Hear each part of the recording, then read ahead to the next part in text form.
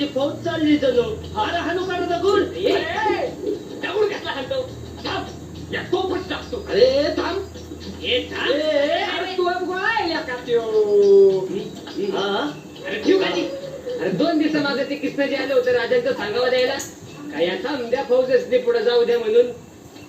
अरे मग जाऊ द्या मग काय तर चटणी वाटायची असं तर खोबरं पाटावर वाटे पण तूर जाऊ द्यावं.